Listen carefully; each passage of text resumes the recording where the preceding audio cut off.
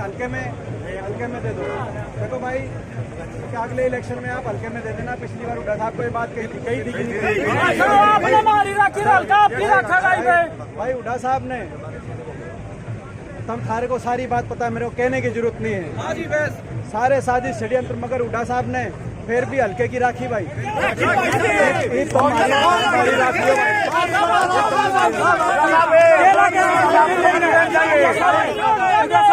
जितनी जरूरत हो उससे फालतू कोई सा सोंदा पा गया तो बता दियो भाई। अलार्म मेरा खुड़का करने का टेलीफोन नंबर है, अलार्म का मेरा काम है।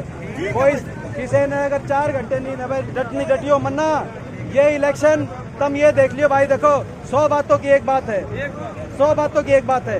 हरियाणा में इस सरकार को बदलना चाहो हो, अपने भाई ने उड़े बिठाना चाहो, थारा भाई निकम्मा तो नहीं है भाई। साजिश षड्यंत्र है थारे भाई के पीछे।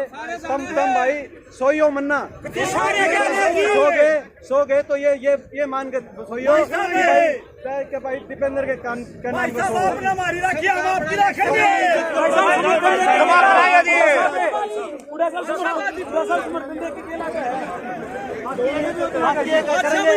एक से सबसे मिलेंगे आराम से।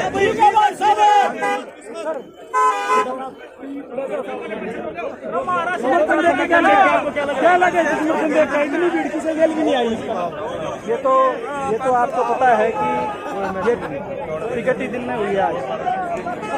इतने लोग आए हैं, लोगों का आशीर्वाद मिलेगा, यहाँ से हम निश्चित तौर से जीतेंगे। आप अपनी जीत पक्की मान रहे हो? पूरी तरह से एक तरफ नया नवेला चेहरा आपने उतारा है, किस तरह से देखते हैं? मुझे खुशी है इस बात की। देखो जब भी टिकट की प्रक्रिया होती है, किसी भी पार्टी में बहुत से उम्मीदवार मांगते हैं, जिसका सबका जायज़ हक भी होता है, मगर प्रजातांत्रिक परिस्थिति ऐसी है कि केवल एक ही कैंडिडेट को टिकट मिल सकती है दुर्भाग्य से, मगर वो सच्चाई है।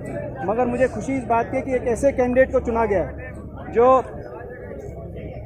एक साधारण गरीब परिवार, किसान परिवार से होने के बावजूद एक ऐसा कार्यकर्ता मेरा भाई जो पिछले 15-20 साल से जब भी हरियाणा के किसी बड़ौदा हल्के से लेकर हरियाणा के किसी कोने में अगर किसी किसान की, गरीब आदमी के लिए कोई संघर्ष करने की जरूरत आई तो मेरे साथ कंधे से कंधा मिला के जिस भाई ने संघर्ष किया, ऐसे भाई को टिकट देने हुआ है। और मैं बताऊं, जो आप कैंडिडेट की बात कर रहे हैं, बहुत लोग ये जो एक किसी की शराफत या किसी की अमीरी या गरीबी उसकी कमजोरी ना समझी जाए। शराफत और कि शरीफ हो, सूदा हो और कि कोई साधारण परिवार से हो, ये सबसे बड़ी ताकत साबित होगी।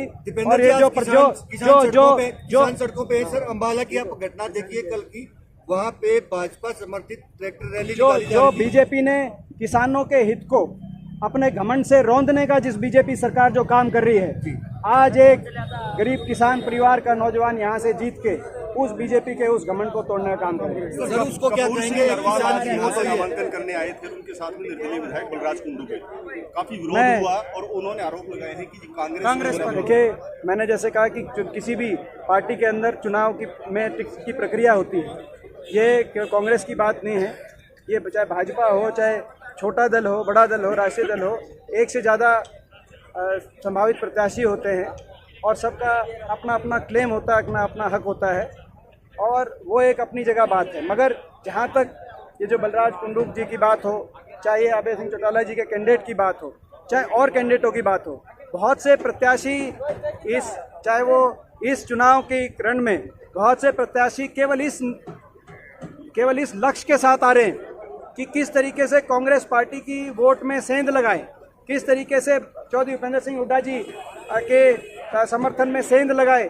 जो जिस सोनीपत के अंदर, सोनीपत भूला नहीं है, जिस दिन हुड्डा साहब ने यहाँ नामांकन भरा था, उसी दिन, उससे अगले दिन क्या कारण था कि दिग्विजय चौटाला ने नामांकन भरा? हम नहीं कह रहे, इनके विधायक दाता गौतम ने कहा कि सरकार के इशारे पे उनको वो नाट रहे थे, फिर भी उन्होंने आके यहाँ पे जो है नामांकन भरा, केवल हुड्डा साहब को रोकने के लिए, हुड्डा साहब को हराने के लिए।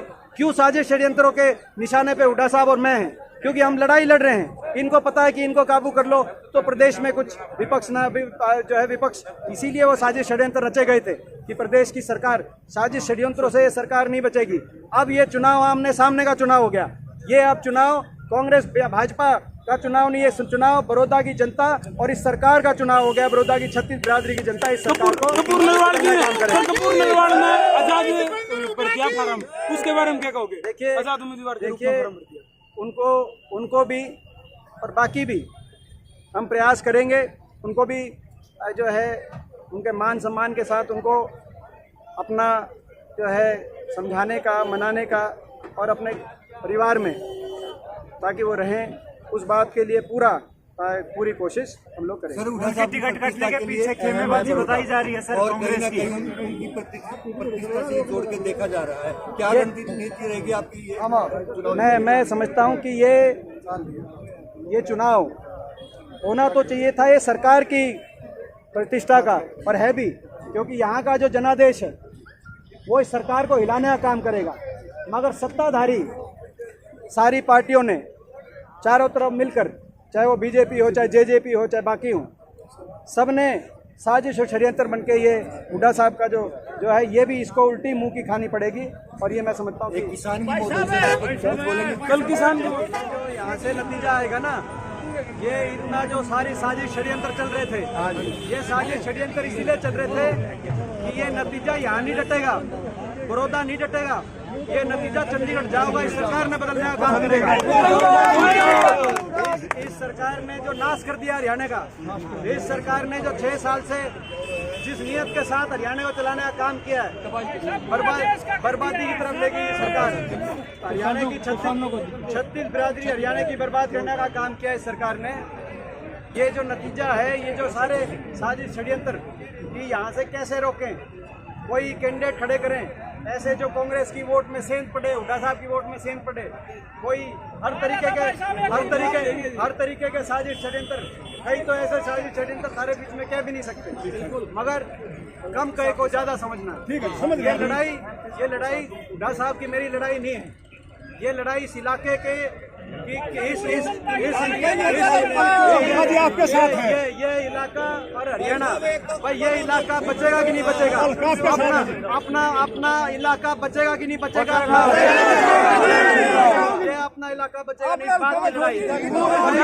भाई यहाँ से आशीर्वाद मिल गया, थारा साथ मिल गया, तो याद रखना दीपेंद्र रुकेगा नहीं, सोएगा नहीं जब तक हरियाणा की सोचियो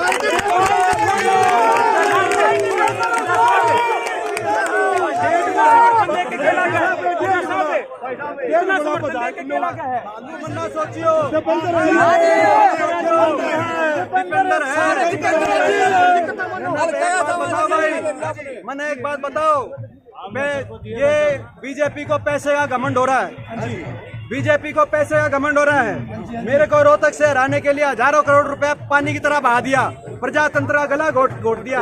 मैं तुम सार से पूछता हूँ, ऐसे बीजेपी का जब पैसे की घमंड में डूब रहे हैं, ऐसे को एक गरीब घर के बालक को जिताकर ऐसी बीजेपी के घमंड को तोड़ने का काम करोगे कि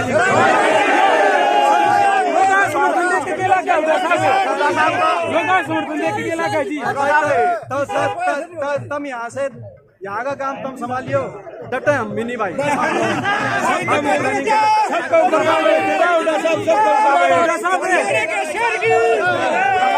बहुत बढ़िया।